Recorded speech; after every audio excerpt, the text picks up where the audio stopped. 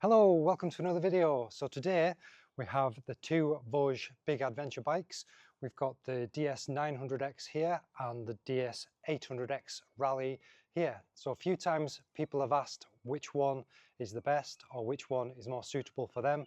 So we're going to have a bit of a deep dive into the specs and a look around both bikes so you can decide which one's best for you. So first of all, let's talk about the price. The DS900X is a bit more expensive. It's a bit more of a luxury item. So that's 8,499 plus on the road. And the 800 is 699 plus on the road. So in the UK, that's £200 for the registration and the tax for the first year. Both of these bikes have the optional luggage kit, so that if bought with the bike is £699 and includes the top box and side panniers, which we do have another video on that. But you can see they are actually the same, albeit a different colour, and the racks are slightly different depending on the bike, but the panniers would be interchangeable. You could put the 800s on the 900 and vice versa. And there we go, just as proof that the panniers do fit. That's the right side pannier on the 900 and the left side pannier on the 800. The 900 is running an 895cc 270 degree parallel twin, and that's pushing out 95 brake horsepower at 8,250 and 95 Newton meters at 6,000. And then compare that to the 800, which is a new KEL 800 engine. So that's 798cc. Again, it's a 270 degrees parallel twin. This one is 93.8 brake horsepower at 9,000 revs and 81 Newton meters at 6,500. So there's only one brake horsepower difference in the power, but you can see there that the 900 does have a little bit more torque. A lot of the specs between the two are quite similar, with the dash cam, LED lights, spot lamps, things like that. But you can see that the crash bars are different on the 800 compared to the crash bars are sort of singular on this, whereas on that they join at the front. The lighting at the front of the 800 is more kind of alien sort of style, whereas the 900 it's more like beaky birdie kind of style. So this 900 actually has a Puig touring screen and a screen extension, whereas mine is running the standard screen. I have the double take mirrors and the back busters, whereas the 900 has the standard handguards and the standard mirrors. Both of the bikes come with heated grips and heated seat, so you get that as standard on both models. Both of the bikes do run a slipper clutch, but with the 900 being ride-by-wire throttle and the 800 just being cable throttle, you do get better traction control and rider modes on the 900. The 800 just runs a normal and a sports mode, whereas the 900 runs an eco, sport, enduro and rain mode. This also allows the bike to have cruise control with the ride-by-wire throttle, and it also has a quick shifter on the 900, which you can't have on the 800. The 900 runs a cable operated clutch, where you can just see that down there, whereas the 800 runs a hydraulic clutch system, and the brake master cylinder reservoir is different on both bikes, which is what caused us the trouble mounting the back busters in a previous video. The 900 has a larger display, which is in a landscape mode, and the 800 has a portrait display. Also, the 800 just has a normal key and a normal ignition barrel. The 900 has a keyless ignition, just with a push button. This is the dash of the 800, so the only modes you've got there is the normal and then the sport. But you can see here that we also have an ABS function where we can switch the ABS off like that, and then if you hold it again you can have just the rear ABS off. and then that's them both back on normal. So the ABS button is there just next to your throttle and the mode button, whereas the 900 has a camera button rather than ABS, which can take a still whenever you wish from the front camera.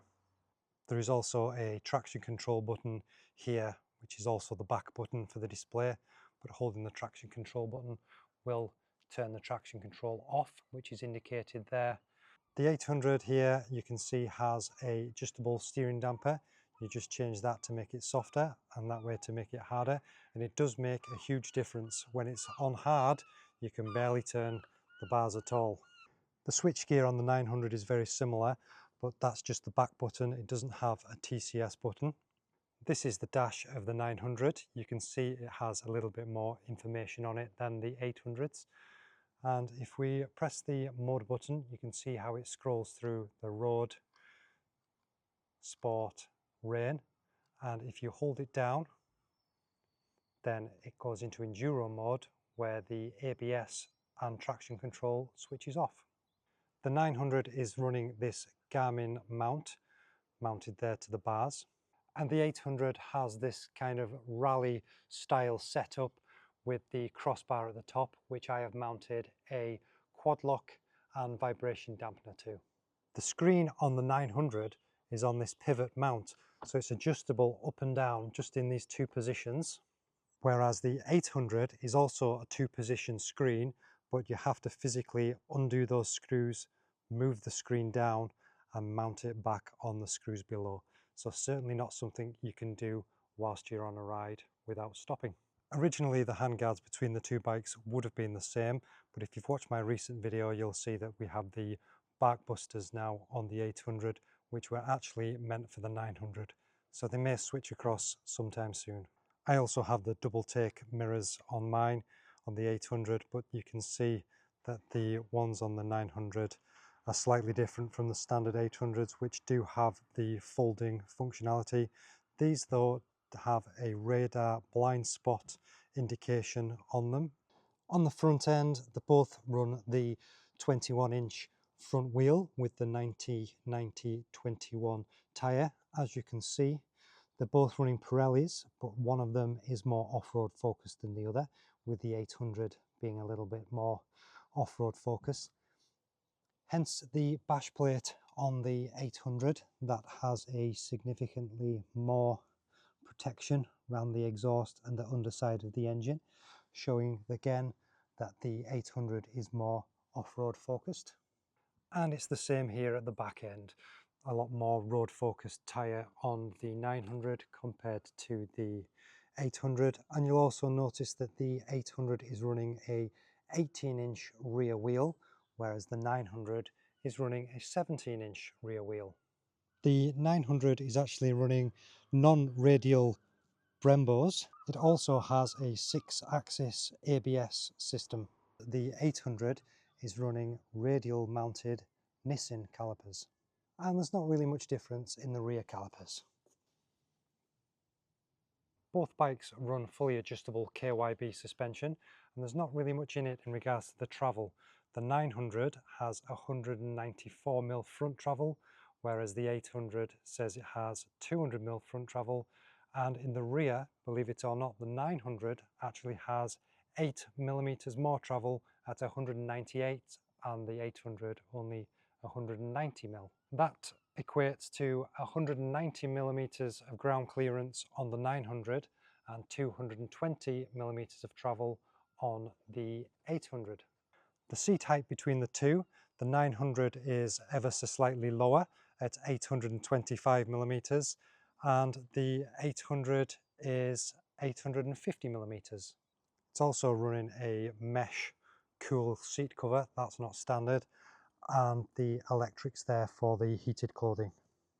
The 800 runs a 24-litre fuel tank, and the 900 only has a 17-litre fuel tank, with the 800 claimed weight being 213 kilograms and 235 for the 900.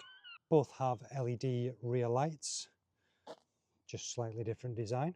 And the same with the indicators, more triangular on the 800 and more rectangular on the 900. I'm just going to show a few differences between the style and design of these two bikes.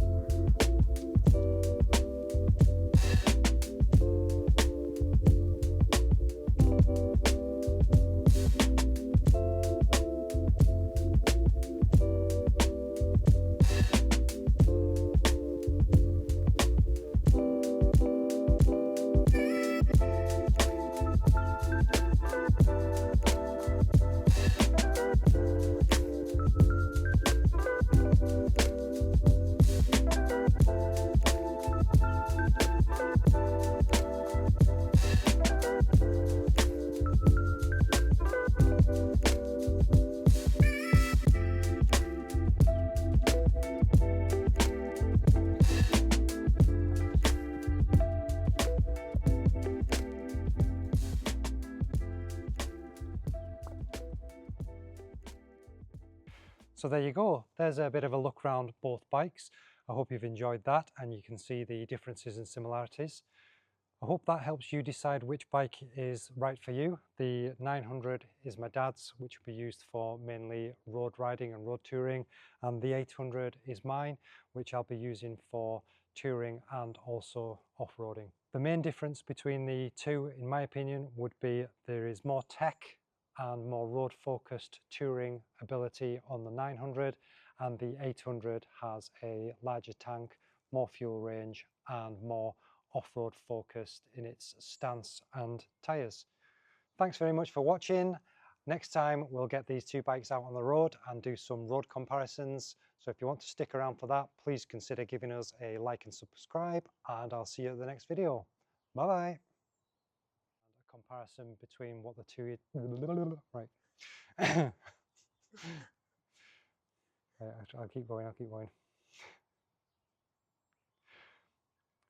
Thanks for fuck off. Have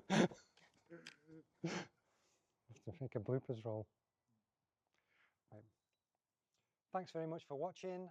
Next time we'll get these two bikes out on the road.